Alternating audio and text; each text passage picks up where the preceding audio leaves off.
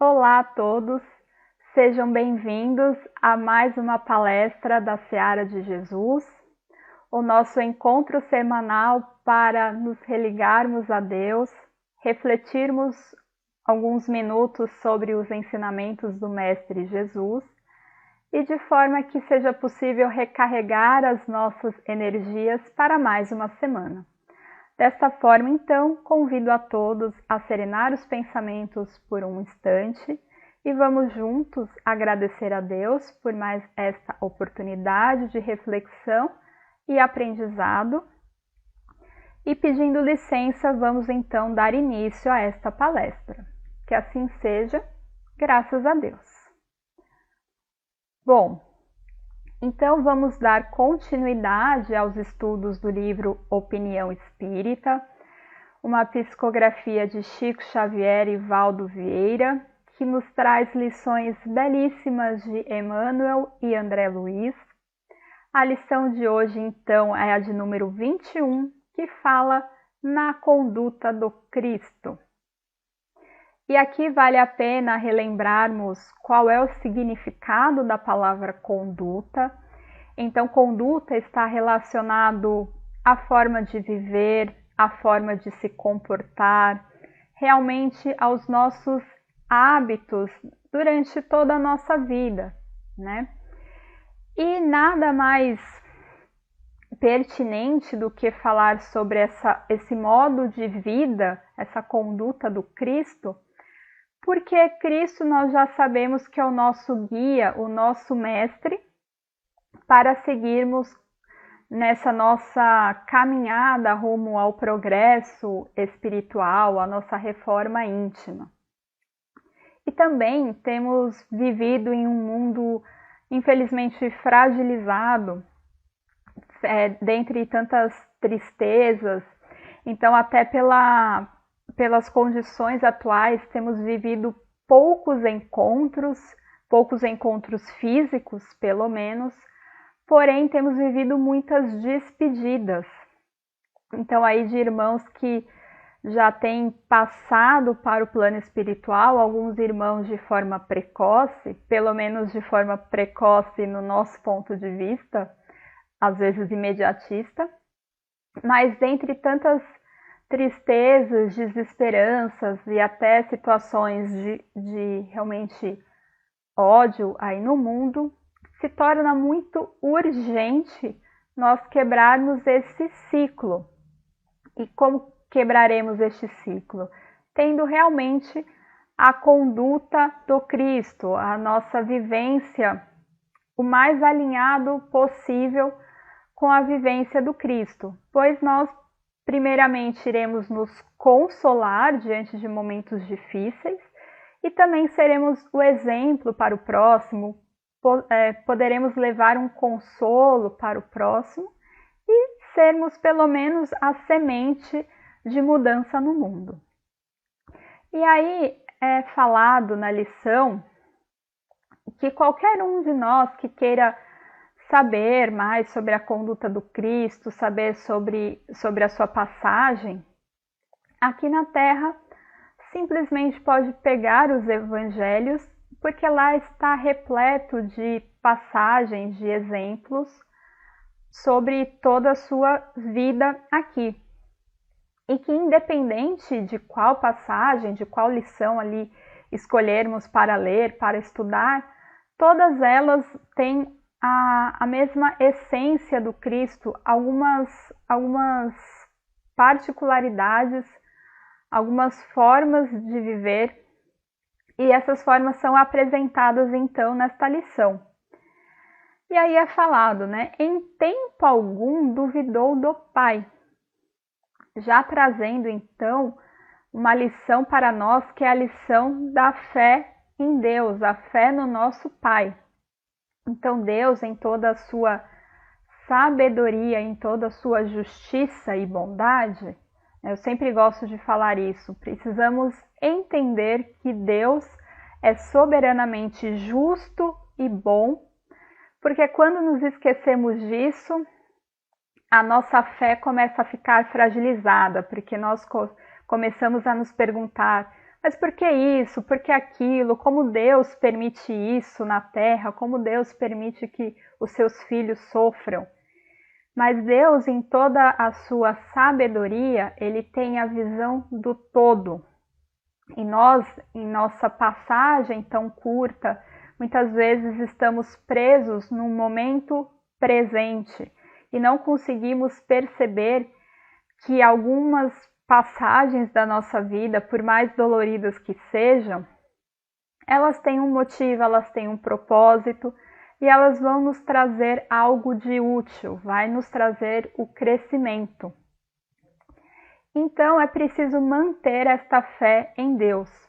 E Jesus vivencia isso de fato, porque Jesus, como bem sabemos, foi perseguido, foi ridicularizado, foi caluniado, mas o tempo todo ele estava ressaltando as qualidades do Pai para todos nós e sempre se religando ao Pai, seja por uma oração, seja por uma meditação. Em nenhum momento ele duvidou. Inclusive no momento do seu martírio, que ele disse: Pai, perdoa porque eles não sabem o que fazem. Então, de nenhuma forma revoltado com aquilo que estava acontecendo, mas com muita misericórdia por todos nós. E aí também continua falando na lição: nenhuma vez operou em proveito próprio. Então Jesus era a plena doação para o ser humano. Veio trazer a mensagem de Deus como Pai, veio promover a cura em muitos de nós doentes, mas sempre lembrando que nós poderíamos manter esta cura, que isso estava dentro de nós e que tudo o que ele fazia poderíamos fazer ainda melhor. E Jesus então nos traz ensinamentos, nos traz consolo, nos traz cura, nos traz a verdade, mas sempre numa forma de doação, nunca querendo algo para si próprio ou pensando que ele seria beneficiado de alguma forma ou querendo o glamour para si, de forma alguma, sempre com muita simplicidade, com muita humildade, até para fazer a sua lição chegar nos mais humildes. E assim também temos que ser, pelo menos tentar ser, nos momentos de nossa vida. Sempre fazer uma doação de nós, uma doação da nossa atenção, das nossas qualidades, sem esperar nada em troca, né? E aí fala, Jesus não recusou a cooperação dos trabalhadores menos respeitáveis.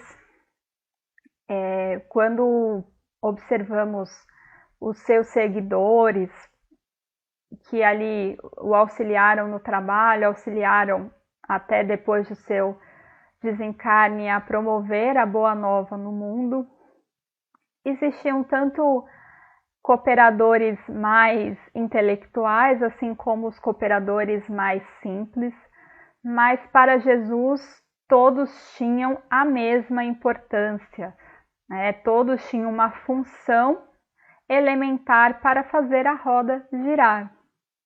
E assim devemos ter esta atitude com os nossos irmãos e também conosco mesmos, né? Então, numa empresa, todas as funções são importantes para que ela funcione corretamente. E muitas vezes nos sentimos ainda muito pequenos para trabalhar na obra do Cristo, e isso não é verdade. Todos nós podemos desempenhar um papel. Algumas pessoas vão ter mais facilidade em certas tarefas, outras vão ter menos facilidade em certas tarefas, mas nós temos o nosso espaço e devemos nos encontrar para sempre estarmos trabalhando no bem.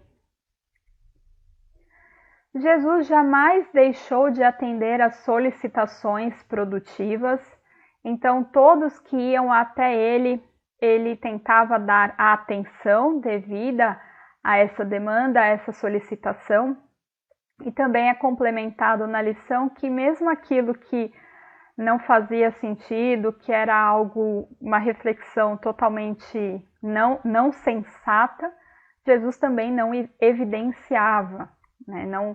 Não promovia a discórdia, não promovia a intolerância, né? Para aqueles que realmente tentaram fazê-lo fraquejar, ele deu lições mais duras, exemplos mais duros, mas sempre com muito respeito, muita educação, muita gentileza, muita bondade. E aquilo que realmente era necessário, ele atendia. Não discriminou pessoas ou recintos para prestar auxílio, então é um pouco do que já falamos, de abarcar em seu meio todas as pessoas, de ter a habilidade de falar com um grande governador, como um simples pescador da mesma forma, de igual para igual, realmente como um irmão. Não discriminou essas pessoas então auxiliava todos aqueles que o buscavam e em qualquer lugar, né? Isso é bem interessante também, que muitas vezes promoveu curas na rua ou também fazia explanações na sinagoga, mas não se prendia ao local. E é bem isso, nós temos que estar preparados para o auxílio ao próximo. A gente tem que começar a criar esse hábito, porque às vezes temos aquela sensação assim de hoje eu acordei, eu vou ajudar as pessoas, eu tenho uma certa situação no trabalho, então eu vou dar o meu melhor, ou então eu estou indo num local de acolhimento, de caridade, então vou doar o meu tempo, mas às vezes as situações vêm de repente, vem no meio da rua, vem no supermercado, vem dentro de casa de uma forma que não esperávamos. Então, é o hábito de não discriminarmos ninguém e estarmos preparados para o auxílio em qualquer lugar que seja, em qualquer horário que seja, né? Isso é bastante importante. Jesus nada fez de inútil, então não perdia tempo, vamos colocar assim, com coisas que não eram produtivas, que não faziam sentido. Nada fugiu de ensinar a verdade. Então aqui era um dom de Jesus que também devemos tentar aplicar à nossa vida.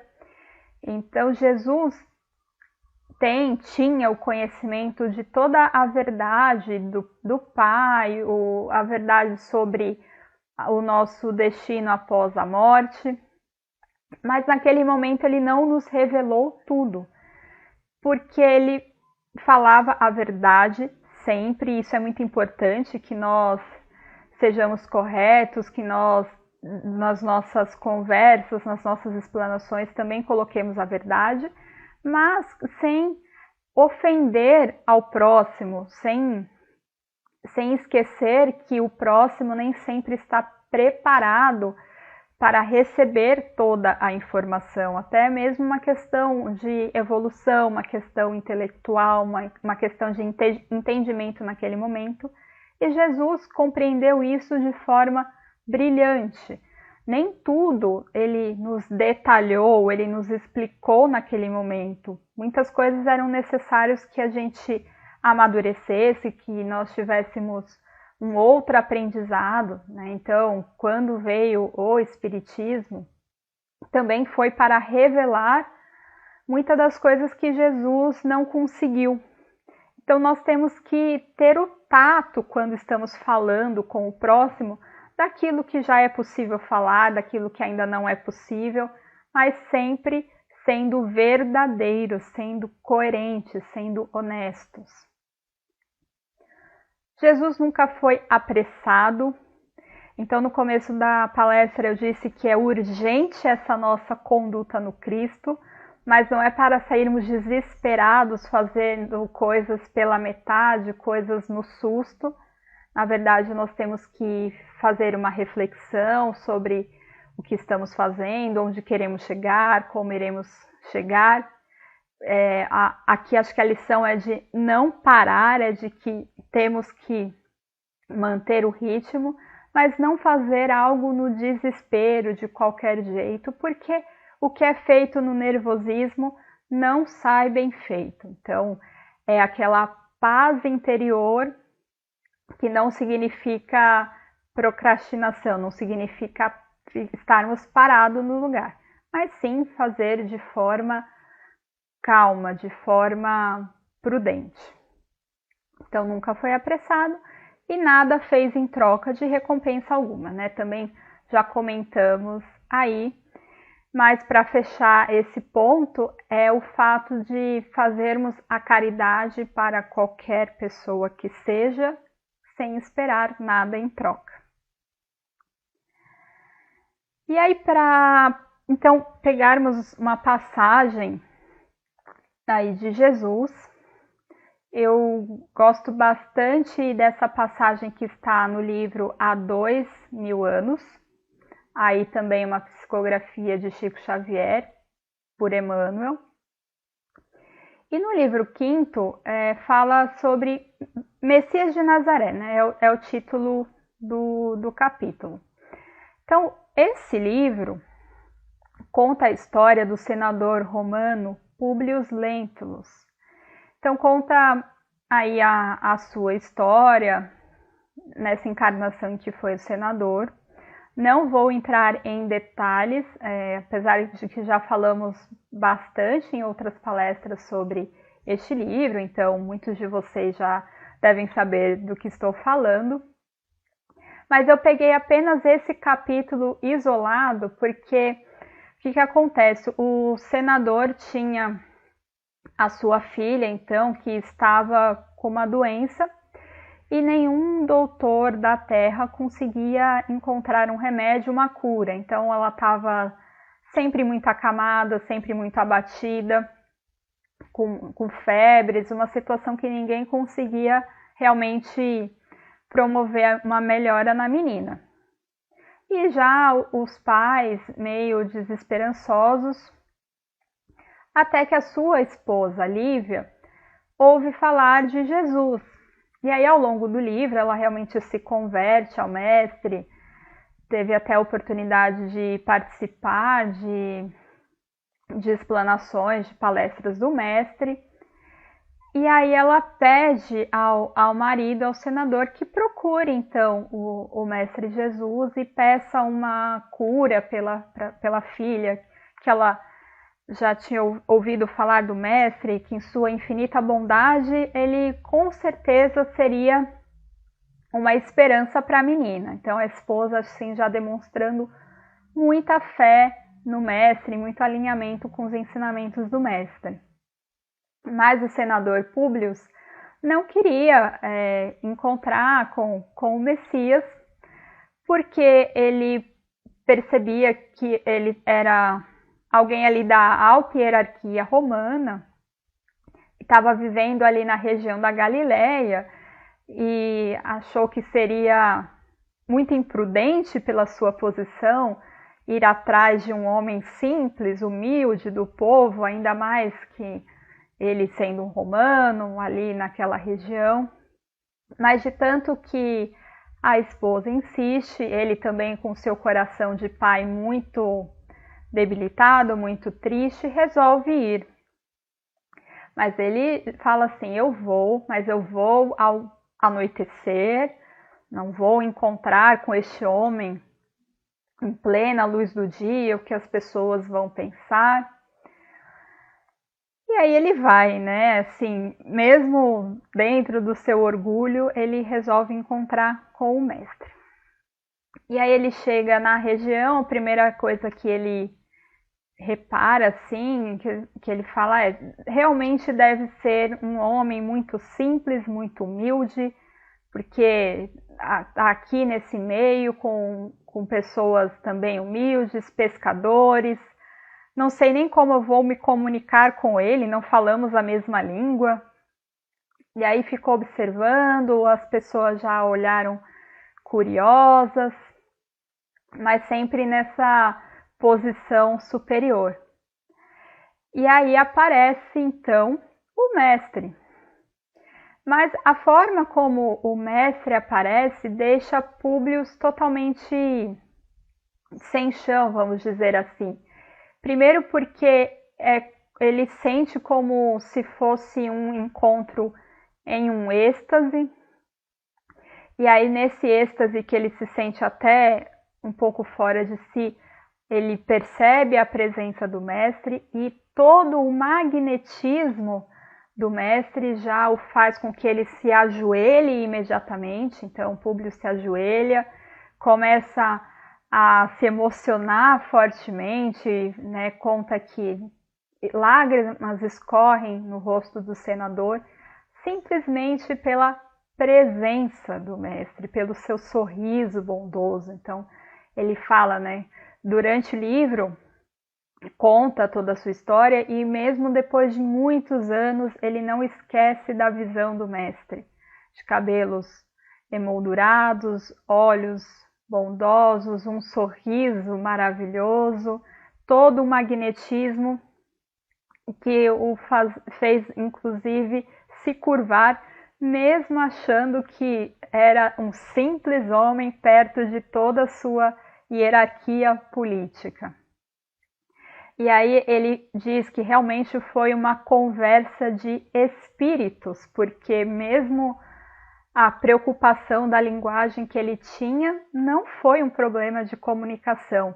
Então Jesus conseguia se comunicar com cada uma daquelas pessoas simplesmente pelo seu olhar, pela sua presença.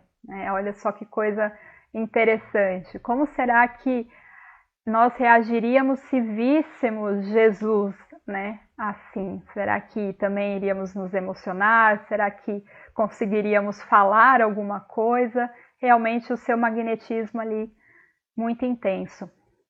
E aí Jesus, já o conhecendo o coração desse homem, fala, né?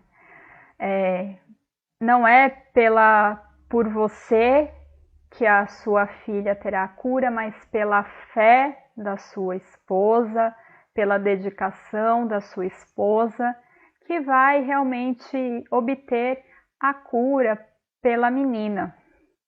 Porque o seu coração, apesar de muito comprimido, ainda é o coração de uma pessoa muito arrogante. Mas, Públio, este é o momento. Então, gente, o momento é agora. Não é amanhã, não é daqui a pouco, é agora. E aí Jesus fala, mas este é o momento. Se você aceitar a verdade da vida, todo o seu caminho mudará neste momento, mudará agora. Mas você precisa aceitar essa verdade que estou tentando lhe dizer, meu irmão. Então foi uma chamada de atenção, mas um convite para a mudança de Públio Lentulus. E Jesus nos convida a essa mudança todos os dias da nossa vida, né? E aí fala, né, Públio lembra do Império Romano, da sua igreja, dos seus deuses, de todos os templos cheios de ouro e luxuosos que representavam ali o que para ele era de mais importante. Então ele tem esse pensamento ali tão contraditório com uma figura humilde, falando de bondade, falando de simplicidade para ele. E aí Jesus vê o seu pensamento e fala: quão pouco são essas suas riquezas, quão transitórias elas são, quão não importantes elas são e quão frágeis elas são. Que é aquele lembrete do nosso apego material, muitas vezes, que isso realmente não vale de nada, isso é muito passageiro. Hoje podemos ter tudo e amanhã podemos não ter nada.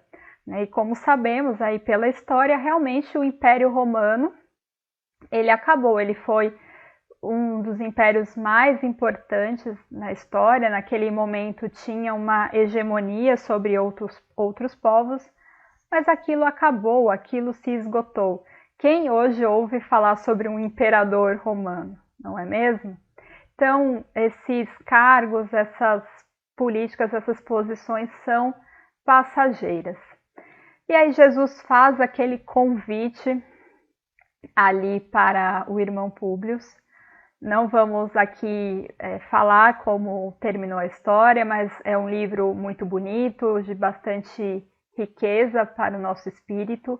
Convido a todos a lerem, a se deliciarem aí com essa história, tá bom? Então, pessoal, vamos nesse momento encerrar a nossa palestra dessa semana. Lembrando, então, aí dos diversos exemplos de Jesus e desse seu convite diário para seguirmos o seu trabalho, seguirmos a sua boa nova, e que a gente, se ainda não está realmente aproveitando este convite, se ainda não aceitou este convite plenamente, que seja então feita uma mudança hoje, agora. Desejo a todos uma ótima semana, fiquem todos em paz e até a próxima. Muito obrigada.